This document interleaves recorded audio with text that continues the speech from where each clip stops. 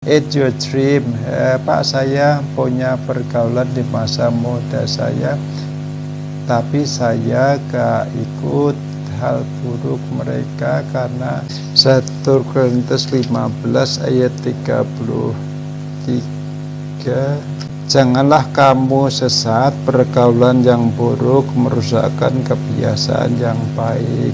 Oke, ya, itu menyangkut kebiasaan ya. Kalau kita udah terbiasa baik terus kita coba-coba yang buruk, akhirnya kita ikut larut di dalam keburukan itu ya. Oke, tapi bukan berarti kita menolak pada orang yang dicap oleh masyarakat buruk ya, jangan begitu. Sebab kita harus menyatakan kebenaran, menyatakan Injil kepada orang yang dapat dikatakan dibuang oleh masyarakat, begitu ya. Jadi Yesus itu waktu dulu ya mendekati orang-orang yang disebut orang berdosa, orang yang ya kalau zaman sekarang ya katakan orang yang suka membuat keonaran, kejahatan gitu ya, seringnya orang menjauhi gitu. Tapi zaman dulu Yesus malah mendekati ya. Pemungut cukai ya diundang makan di rumah pemungut cukai, Yesus yang mau. Kemudian ada orang yang wanita terkenal jahatnya atau orang-orang berdosa gitu, Yesus juga mau bergaul dengan mereka gitu ya. Nah, tujuan Yesus apa? Supaya mereka yang masih dalam kegelapan itu mendapatkan terang dari Yesus gitu ya. Ketika ada wanita yang dihadapkan pada Yesus untuk apa?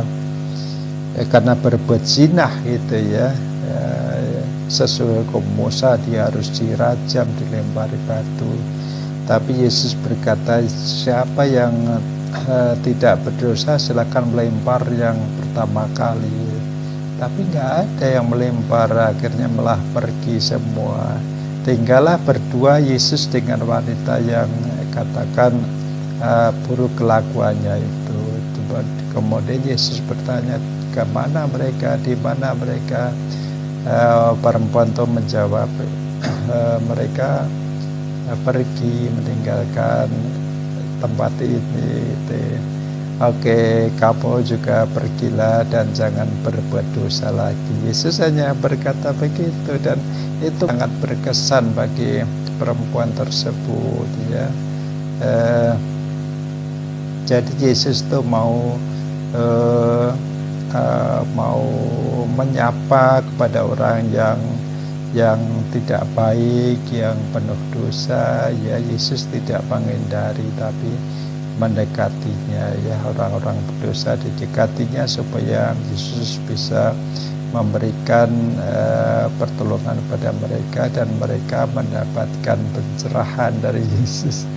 Oke, ya, oke, baik ya, in your dream, semoga Anda dalam keadaan baik ya. Oke, tidak ikut-ikutan berbuat tidak baik ya, karena pergaulan yang buruk akan merusak kebiasaan yang baik ya. Tapi juga jangan memusuhi orang-orang yang berbuat jahat itu atau orang yang tidak baik itu ya. Perlakukan mereka dengan baik ya, jangan nanti kalau mereka sakit hati malah antipati pada orang Kristen, antipati pada gereja, antipati pada rohaniwan, itu akan lebih, karena mereka mendapat perlakuan atau katakan ditolak oleh orang-orang yang setia rajin ke gereja, sepertinya begitu ya. Oke.